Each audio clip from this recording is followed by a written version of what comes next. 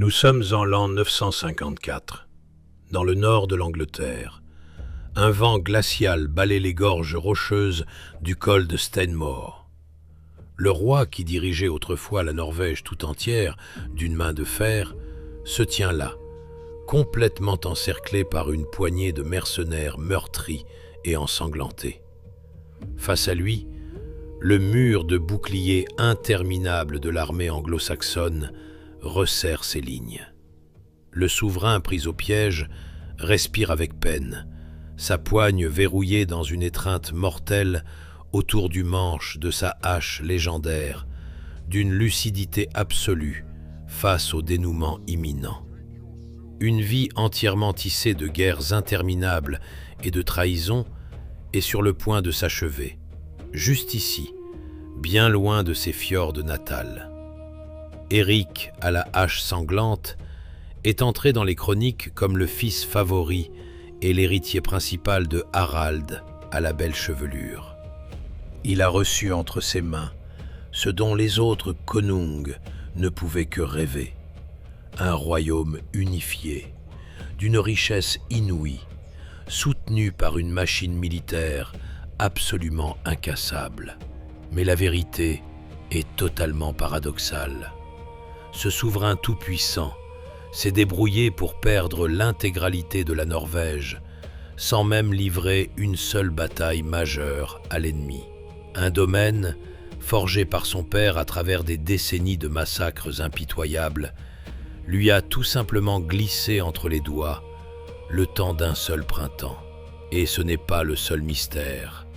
Un homme qui a fait du fratricide l'instrument principal de sa politique d'État a, au zénith même de sa cruauté, volontairement épargné la vie de son pire ennemi juré. Un ennemi dont la tête valait une fortune absolue et dont la mort semblait jouer d'avance. La réponse à cet acte de clémence parfaitement impossible ne réside pas dans des intrigues politiques, mais plutôt dans les règles ultra strictes de la poésie skaldique et dans l'aveuglement absolu du dictateur lui-même. Dans cet épisode, on va dissiper les mythes et plonger au cœur de la réalité pragmatique et sanglante de l'âge des Vikings.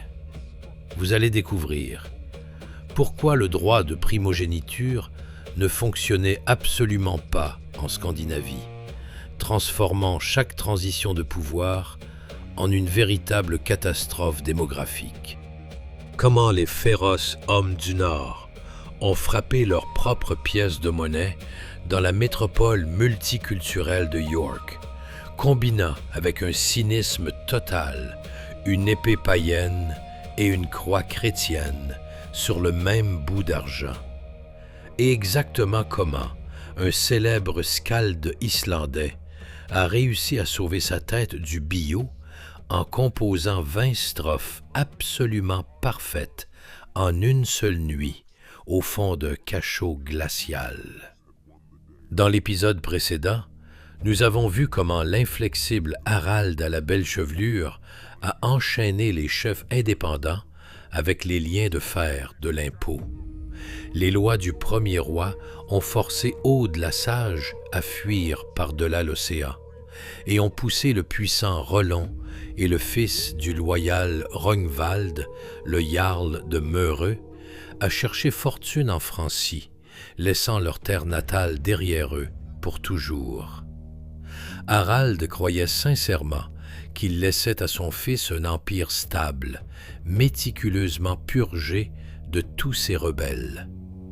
Mais un trône bâti sur des ossements repose sur du vide. La hache censée défendre la couronne finit toujours par en scier les propres pieds. L'histoire d'Éric le prouve. On ne peut pas diriger un pays comme s'il s'agissait d'un navire capturé. Nous amorçons notre descente dans un monde où la loyauté s'achète à prix d'argent, où le mécanisme de succession se déclenche au premier coup de hache et où un empire s'effondre entièrement à cause de l'avidité d'un seul dirigeant. Harald, à la belle chevelure, a passé sa vie entière à forger une Norvège unifiée. Pendant que le loyal Jarl Rognvald posait les fondations mêmes de ce pouvoir, et que la farouche Aude la Sage fuyait à travers l'océan, le vieux monarque célébrait son triomphe. Mais l'édifice grandiose de l'État norvégien dissimulait une faille fatale dans ses fondations, une catastrophe démographique absolue. La polygamie pratiquée par les dirigeants du Nord entraînait un chaos total dans la succession royale. Harald a laissé derrière lui environ 20 fils, nés de différentes épouses et concubines. Dans l'Europe médiévale, un tel problème se réglait de manière assez simple. La couronne, ainsi que toutes les terres, passaient directement au fils aîné. Cependant, le Nord fonctionnait selon des règles radicalement différentes. Ici, le droit de primogéniture n'existait tout simplement pas. Chaque fils d'un konung, même celui né d'une esclave captive, recevait des droits strictement égaux au trône. Le royaume n'était pas perçu comme un appareil d'État indivisible, mais plutôt comme une gigantesque ferme privée que la tradition exigeait de diviser à parts égales. Maintenant, imaginez un peu l'ampleur de la catastrophe imminente. 2 douzaines de princes ambitieux, chacun à la tête de sa propre garde personnelle, exigeant tous leur part légitime des impôts, des terres et du pouvoir. Tentant de prévenir le chaos à venir, Harald vieillissant fit des concessions, distribuant des fiefs et des titres grandioses de konung à ses fils. Il transmit l'autorité suprême à son favori, Éric, né d'une noble princesse danoise. Mais l'héritier possédait un esprit froid et pragmatique, et il a très vite compris une chose. Le titre de haut roi ne vaut absolument rien tant qu'une vingtaine de membres de votre famille, lourdement armés, vous respirent dans le cou. Dans le Nord, la légitimité ne se prouvait pas par un parchemin scellé, mais exclusivement par le fracas de l'acier. Éric prend donc la décision radicale de contourner l'ancienne loi de succession, en choisissant pour instrument une lourde hache de guerre. Alors même que son père, affaibli, est encore en vie, Éric entame une purge méthodique de l'échiquier politique. Au lieu de s'engager dans des duels honorables, le futur dirigeant choisit la voie d'un bourreau calculateur. Sa toute première cible est Björn, le souverain de la très riche région du Vestfold. Cet homme tranchait radicalement avec ses proches sanguinaires. Les chroniques se souvenaient de lui comme Quat I ou Quat II. Le port de Björn à Tønsberg attirait des navires marchands lourdement chargés du Danemark et de Saxe, générant des revenus colossaux. Pour Éric, cette richesse pacifique représentait la ressource absolument parfaite pour consolider sa propre garde personnelle. Éric arrive sur le domaine de son frère avec un détachement armé et, sous la forme d'un ultimatum strict, exige que Björn lui remette le tribut destiné au roi Harald. Face à un refus, Björn prétextant que les impôts seraient remis à leur père en personne, Éric utilise cela comme l'excuse tant attendue. Sans perdre une minute en pourparlers supplémentaires, à la faveur de la nuit, ces combattants vétérans encerclent silencieusement le domaine de Björn dans un lieu appelé Seheim. Les mercenaires barricadent définitivement les lourdes portes en chêne de la maison longue et y mettent le feu. Le frère marchand brûle vif à l'intérieur, avec toute sa maisonnée et sa fidèle garde. Ce meurtre a complètement bouleversé les fondements même de la morale scandinave. Verser le sang d'un membre de sa propre famille était le tabou absolu, celui qui attirait une malédiction dévastatrice sur le clan tout entier. Mais Éric a franchi cet interdit de sang-froid. Après Björn, son demi-frère Halfdan le Noir est tombé sous sa lame, et finalement, il n'est plus resté personne pour implorer la clémence. Les Sagar ont conservé un détail profondément sombre. Éric n'a pas du tout reçu son célèbre surnom « Troie » pour de vaillants exploits lors de raids outre-mer. Le peuple l'a couronné de ce surnom pour l'extermination ciblée et systématique de ses propres frères. Le dictateur ne doutait pas un seul instant qu'en liquidant physiquement tous les prétendants au trône, il coulait des fondations monolithiques pour son propre pouvoir. Cependant, en éliminant les pièces en trop sur l'échiquier, il transformait en réalité la noblesse locale et les paysans libres en ennemis irréconciliables. La hache, censée abattre tous les concurrents et verrouiller le trône, a finalement coupé ses propres appuis. Ayant détruit la quasi-totalité de ses rivaux à l'intérieur de la Norvège, Éric s'est installé fermement sur un trône bâti directement avec les os de sa propre famille. Pourtant, son pire cauchemar se tapissait précisément là où la lame de sa hache ne pouvait pas l'atteindre. Loin au-delà des eaux de plomb de la mer du Nord, une menace massive grandissait, capable d'écraser l'empire de la hache sanglante sans même asséner un seul coup d'épée. Après avoir éradiqué ses concurrents internes, Éric avait désespérément besoin d'une arrière-garde extérieure impénétrable. Il a trouvé exactement cela sous les traits d'une femme dont les sagas scandinaves allaient inscrire le nom dans l'histoire pour toujours, avec l'encre la plus épaisse et la plus noire. Éric prend Gunhild pour épouse. Si l'on en croit les traditions islandaises, le konung l'a rencontrée dans le Grand Nord, dans le Finnmark, où la jeune beauté vivait parmi les sorciers samis. Les chroniqueurs affirment qu'elle maîtrisait à la perfection les arts sombres, brassait des poisons mortels, invoquait des tempêtes dévastatrices et même se métamorphosait en un rapace vicieux. Cet écran de fumée mystique dissimule une réalité bien plus pragmatique. La légende de la Quad Zéro est un parfait cas d'école de propagande politique écrite par les vainqueurs. Ce mythe a été fabriqué de toutes pièces, spécifiquement pour diaboliser une souveraine incroyablement ambitieuse et intellectuellement douée. En réalité, Gunhild était très probablement la fille du roi danois Gorm l'Ancien.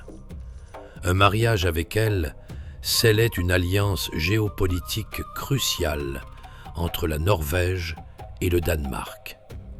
Éric s'assurait le soutien infaillible d'un puissant voisin du Sud, tandis que les Danois garantissaient une stabilité absolue le long de leur route commerciale septentrionale. Mais même s'appuyer sur la couronne danoise ne pouvait pas éteindre l'incendie rageur qui éclatait à l'intérieur du pays. À la mort de Harald à la belle chevelure, Éric resserre l'étau fiscal jusqu'au point de rupture absolue. Afin d'entretenir son armée massive de mercenaires, le dictateur instaure des impôts totalement exorbitants. Les paysans libres, qui avaient déjà été dépouillés de leurs terres ancestrales, gémissent sous le poids écrasant de ces prélèvements. L'air est saturé de l'odeur d'une révolte paysanne massive. Le pouvoir du régime ne tient absolument à rien d'autre qu'à la terreur pure qu'inspire la hache du konung. Il ne manquait qu'une seule étincelle pour que tout explose. Et elle nous arrive tout droit d'Angleterre. Un garçon de 15 ans pose le pied sur le rivage norvégien. Håkon, le plus jeune fils illégitime de Harald à la belle chevelure. Le vieux roi avait prudemment envoyé l'enfant de l'autre côté de la mer, loin des intrigues de palais sanglantes. Le garçon avait été élevé à la cour du puissant roi anglais Æthelstan, absorbant toutes les idées avant-gardistes de la diplomatie et de la gouvernance européenne. Håkon ne revient pas dans sa patrie comme un conquérant classique. Il a parfaitement compris qu'il est complètement impossible de déloger son grand frère dans une bataille frontale et ouverte. C'est pourquoi le jeune homme éduqué à l'anglaise déploie une arme absolument sans précédent pour la Scandinavie de l'époque. L'adolescent n'engage pas une armée de coupe-jarrets. Il se dirige directement vers le Ting, l'assemblée populaire traditionnelle. Se tenant devant les paysans libres, endurcis et remplis d'amertume, l'adolescent fait une déclaration d'une portée historique immense. Il promet publiquement de restaurer aux hommes libres leur droit sacré d'odal, la propriété inconditionnelle et héréditaire de leurs terres ancestrales, dont son père Harald les avait impitoyablement dépouillées des décennies plus tôt. Derrière Éric à la hache sanglante se tenaient des milliers de vétérans aguerris, totalement habitués à noyer toute résistance dans des rivières de sang. L'adolescent de 15 ans, Håkon, ne possédait absolument rien d'autre que quelques navires et de très fortes promesses. Des milliers de lames d'acier froid dressées contre un simple manifeste politique. Mais alors, pourquoi l'empire invincible du dictateur s'est-il complètement effondré l'espace d'un seul printemps, sans même jamais attendre de fouler le moindre champ de bataille?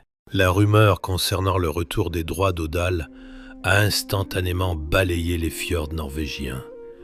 La promesse, faite par un jeune de 15 ans, a frappé le régime d'Éric beaucoup plus fort qu'une invasion frontale des Francs. Le monolithe de pouvoir de la veille s'est fracturé net en son centre en l'espace de quelques semaines seulement. Une rébellion ouverte a violemment éclaté lors des assemblées populaires. La noblesse et les rudes fermiers, après avoir enduré une tyrannie totale pendant des années, ont fait défection en masse pour se ranger du côté de l'adolescent. Selon les sagas, l'effondrement du dictateur a été provoqué très précisément par la désertion massive des chefs clés et des rikismen, l'élite régionale. Des murmures parcourent les foules. Quand le jeune Håkon prend la parole, c'est le visage exact d'un jeune Harald à la belle chevelure qui se manifeste littéralement dans ses traits. Une ressemblance aussi frappante constituait la meilleure preuve absolue de son droit légitime au trône. La situation s'est effondrée comme une avalanche.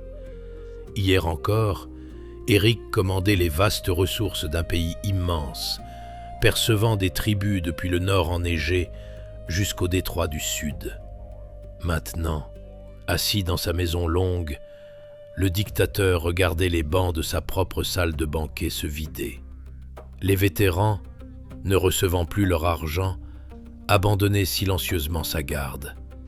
Les mercenaires ne servent que l'homme qui les paie, et les revenus fiscaux avaient complètement cessé d'affluer. La hache sanglante a toujours ardemment cru qu'une terreur absolue servait de bouclier parfait. En détruisant ses frères, le souverain espérait s'assurer définitivement le trône. Mais en réalité, la terreur ne fonctionne que tant que le peuple n'a pas d'alternative. Chaque exécution d'un membre de sa famille avait engendré des milliers de futurs vengeurs parmi les familles influentes et leurs vassaux.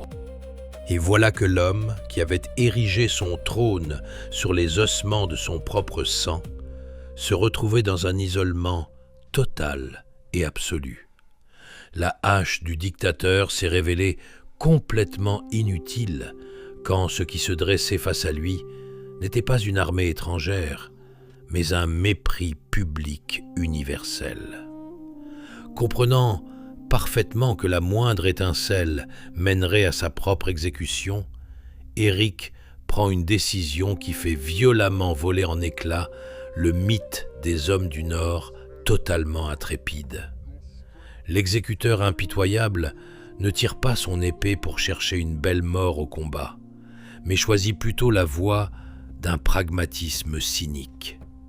À la faveur de la nuit, il embarque sa femme Gunhild, ses enfants, les restes de sa garde loyale et son trésor personnel sur ses navires.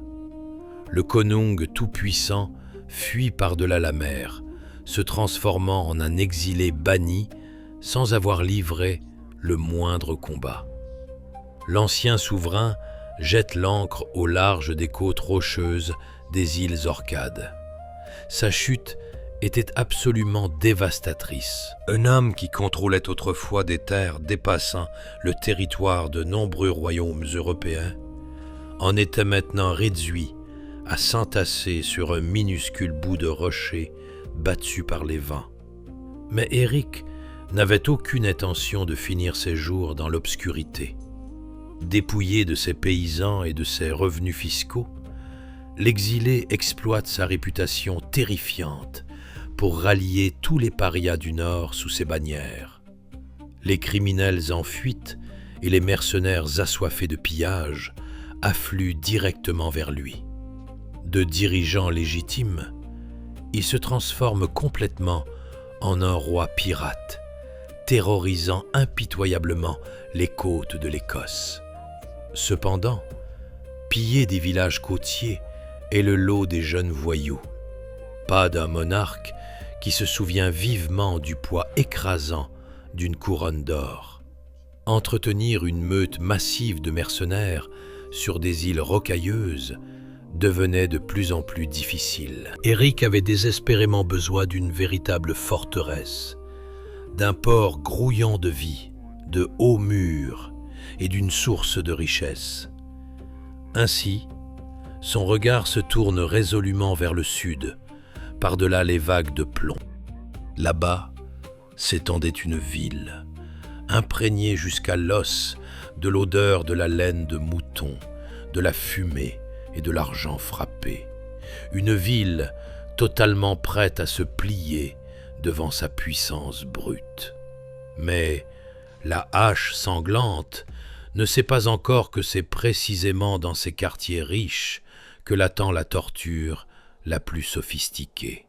Et la vie du guerrier invincible ne dépendra pas de l'épaisseur de sa cotte de mailles, mais plutôt des mots exacts prononcés par un scalde crasseux et rescapé d'un naufrage. Vers l'an 947, la flottille d'Éric à la hache sanglante pénètre dans l'estuaire du fleuve Humber.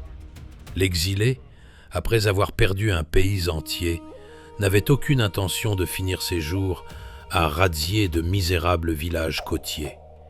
Il lui fallait un tout nouveau trône, et il s'empare par la force du pouvoir à Jorvik, la capitale de la Northumbrie scandinave et la plaque tournante commerciale absolue de la Bretagne.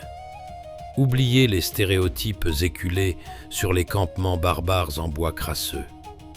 Le York du Xe siècle était une véritable métropole médiévale, s'étendant sur une centaine d'hectares au sein d'une ancienne forteresse romaine.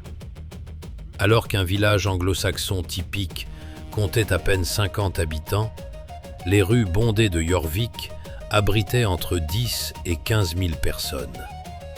Cette fourmilière multiculturelle bouillonnante mélangeait quotidiennement Danois, Norvégiens, Celtes et Anglo-Saxons. L'air y était littéralement saturé par la fumée âcre des fourneaux de fusion à haute température, par l'odeur lourde du cuir tanné et par le tintement des enclumes. Les fouilles archéologiques dans la rue de Coppergate ont révélé l'échelle massive et réelle de l'industrie locale. Les artisans de la ville produisaient des biens avec une intensité pratiquement invisible depuis l'effondrement de l'Empire romain. Ici, on fondait du fer, du plomb, du cuivre et de l'or. On travaillait l'ambre de la Baltique et on créait des chefs-d'œuvre de joaillerie exquis à partir de jais noirs très rares. Des marchandises venues du monde entier affluaient massivement sur l'île, précisément à cet endroit. Dans les échoppes marchandes de York, on pouvait acheter de la soie byzantine précieuse et des coquillages kauris rapportés depuis les lointains rivages de la mer Rouge. Mais la principale ressource politique et économique de Jorvik n'était pas ses curiosités d'outre-mer. La ville fonctionnait comme le cœur financier absolu du Nord. C'est exactement là qu'on frappait des pièces d'argent de haute qualité qui évinçaient la monnaie précédemment dévaluée. Erik a instantanément saisi la puissance brute de cet outil. Ayant pris le pouvoir, il commence à émettre sa propre monnaie. De véritables pennies en argent ont survécu jusqu'à nos jours, portant l'empreinte nette et laconique.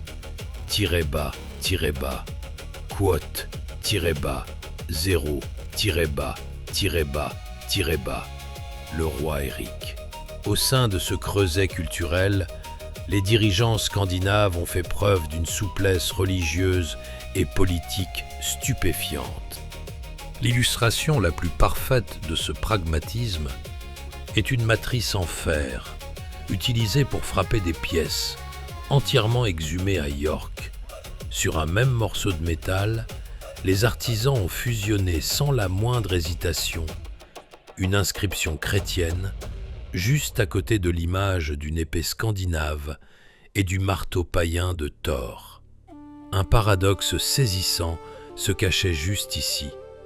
Un homme qui, autrefois en Norvège, réglait la moindre dispute politique exclusivement à grands coups de hache de guerre et exterminait sans pitié ses propres frères pour asseoir une autorité absolue, s'est retrouvé forcé de devenir un diplomate fuyant et habile dès l'instant où il a débarqué en Angleterre. Erik était assis droit sur un baril de poudre.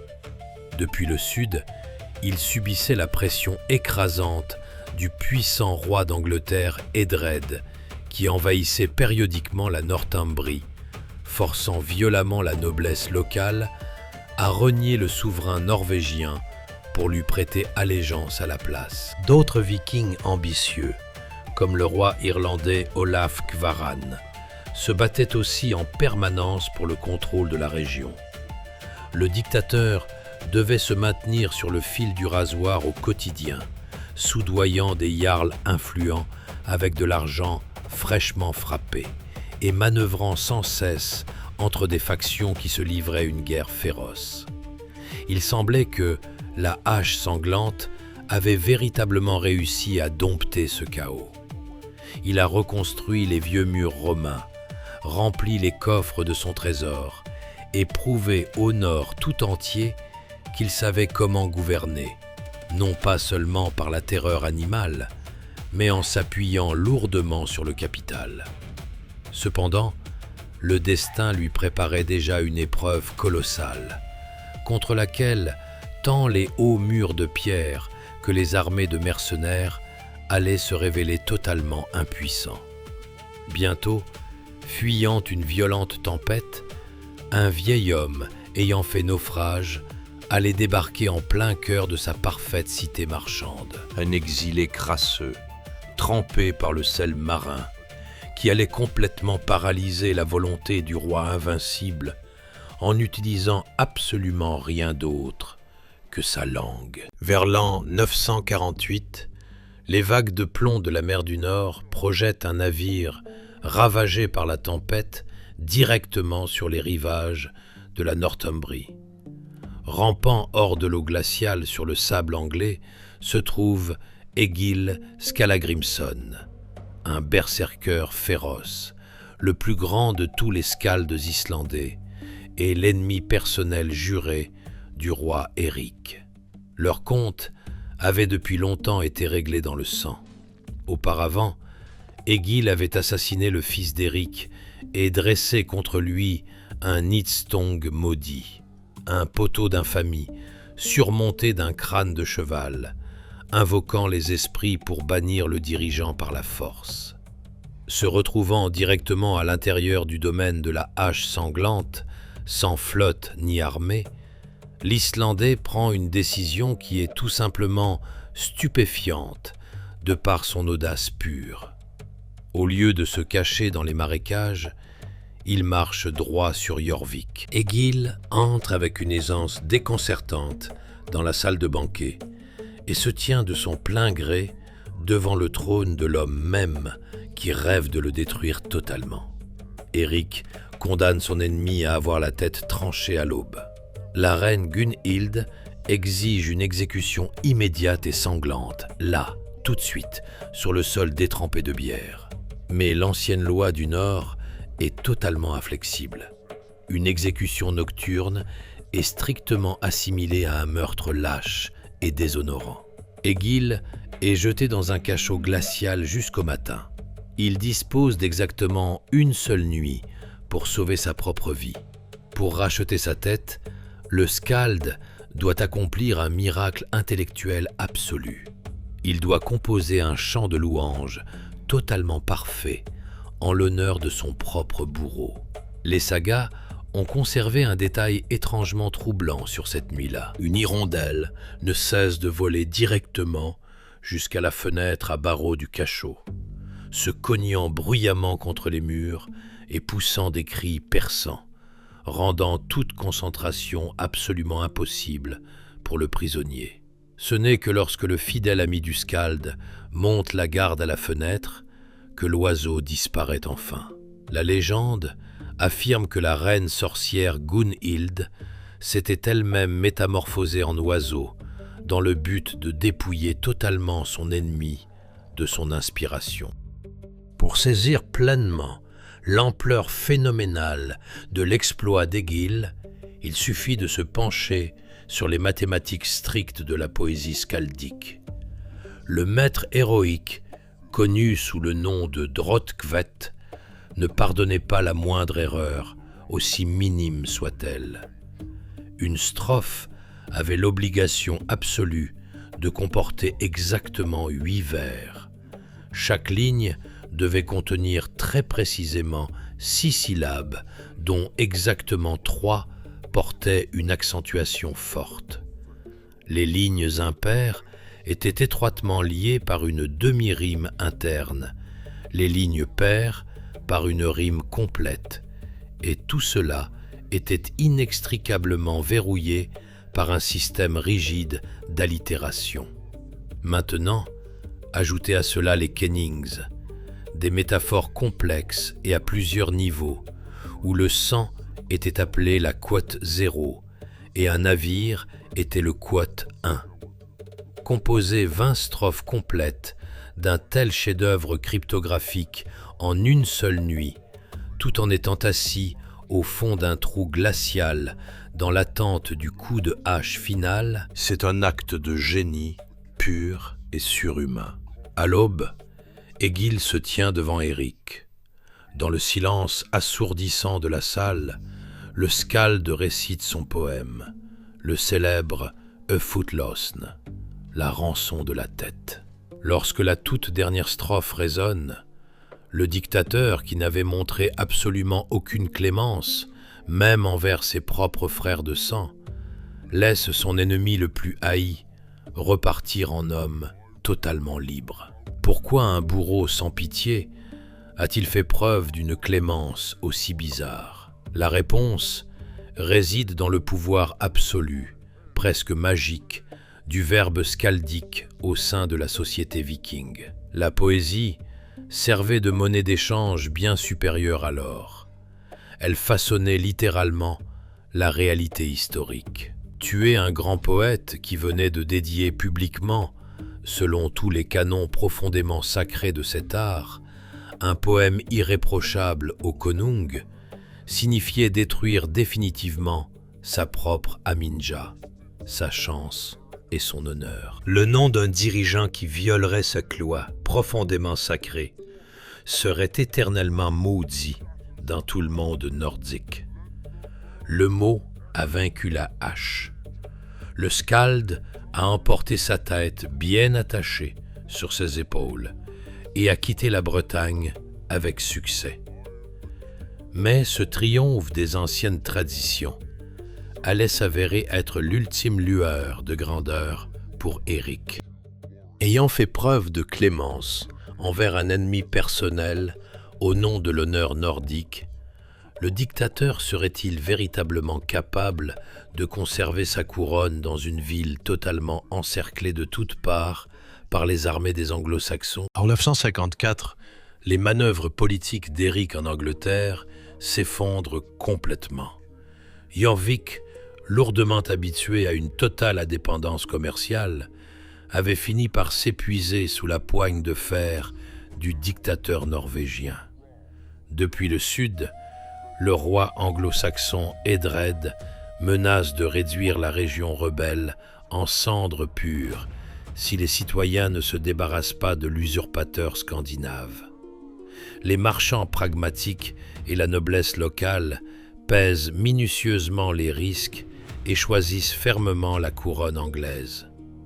Le dirigeant invincible, dont le nom semait autrefois la terreur absolue dans toute la Scandinavie, est purement et simplement reconduit à la porte et jeté hors des portes de la ville. Éric perd à nouveau son trône, sans même avoir livré de bataille majeure. Il mène ses hommes vers le nord, espérant désespérément se regrouper près de la frontière avec l'Écosse. La route du détachement passe tout droit à travers les gorges rocheuses, dures et balayées par les vents froids du col de Stenmore. C'est exactement ici qu'une embuscade méticuleusement planifiée l'attend. Des agents anglais, menés par le dirigeant local, le jarl Maccus, bloquent complètement la seule issue de ce piège de pierre.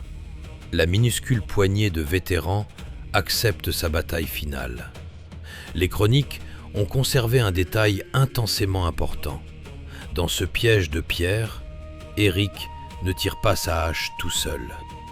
Combattant épaule contre épaule, avec lui se trouvent 5 rois des mers, ou Sekonungar, loyaux, des chefs de guerre indépendants dont la puissance combinée, à n'importe quelle autre époque, aurait été plus que suffisante pour conquérir une province européenne entière.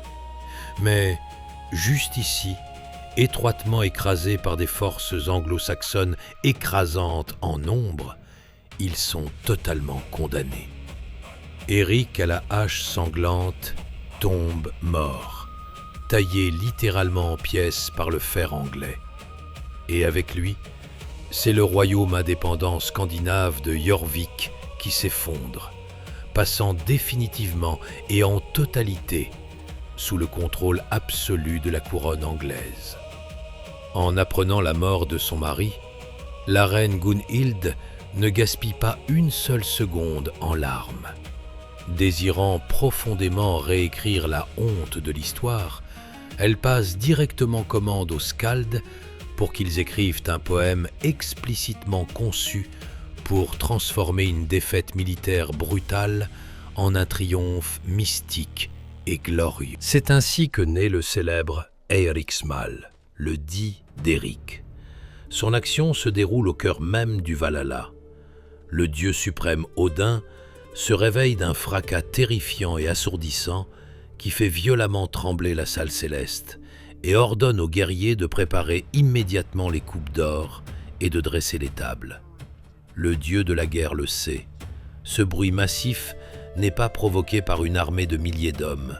Ce sont les pas lourds et tonitruants d'un seul homme, le plus grand de tous les dirigeants terrestres, Éric à la hache sanglante, montant au festin éternel des morts. Mais la réalité s'est révélée bien plus rude que les hymnes poétiques.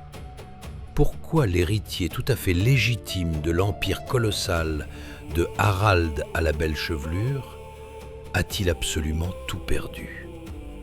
La réponse réside dans un aveuglement politique total. Le dictateur a tenté de gouverner un pays entier exactement de la même manière qu'il aboyait des ordres sur le pont sanglant d'un drakkar capturé, en massacrant ses propres frères pour le simple fait de conserver un monopole sur le pouvoir. Il a purement et simplement détruit le contrat social profondément sacré et a complètement perdu le soutien de la noblesse. Le skald Egil, pourtant acculé à Jorvik, a survécu précisément parce qu'il a scrupuleusement respecté les règles rigides de l'honneur nordique. Eric, en revanche, méprisait totalement la moindre règle, se reposant exclusivement sur la force brute de sa hache. À la fin, une lame lourde s'est révélée totalement impuissante face à l'isolement politique et au froid calcul économique des marchands. L'homme qui a massacré son propre sang pour un pouvoir absolu a trouvé une mort sanglante dans un col anglais glacial, complètement abandonné par tous ceux qui l'avaient si désespérément tenté de terrifier. La mort dans une gorge anglaise a mis un point final à l'histoire du fils le plus impitoyable de Harald à la belle chevelure. Eric croyait sincèrement qu'une hache était capable de remplacer complètement la diplomatie et que la terreur absolue pouvait tout simplement acheter la loyauté. Mais sa chute colossale a prouvé l'exact inverse. La tyrannie qui détruit violemment son propre peuple finit inévitablement par se dévorer elle-même. Et, juste aux côtés du dernier souffle de l'exilé, le mythe de son invincibilité absolue s'est dissipé pour toujours. Le pouvoir sur les fjords enneigés a été ramassé par un adolescent de 15 ans. Håkon le Bon a réussi à rendre aux paysans libres leurs anciens droits et leur a promis leur liberté tant attendue. Cependant, ce jeune dirigeant allait très bientôt faire face à un schisme interne dépassant de loin, par son intensité pure, la folie de son grand frère. L'élève éduqué en Angleterre tentera d'imposer par la force un dieu étranger et chrétien directement à des païens scandinaves endurcis. Dans le prochain épisode, nous assisterons à un affrontement direct et totalement intransigeant entre le konung et un thing libre et violemment furieux. Vous découvrirez exactement pourquoi le monarque, pourtant immensément puissant, sera forcé de mâcher publiquement du foie de cheval cru pour la gloire absolue d'Odin, simplement pour conserver sa couronne et éviter de perdre sa propre tête. Mais qu'en pensez-vous? Eric à la hache sanglante a-t-il été victime de sa propre soif de sang insatiable, ou était-il simplement un guerrier endurci qui n'a pas su s'adapter aux nouvelles règles du jeu?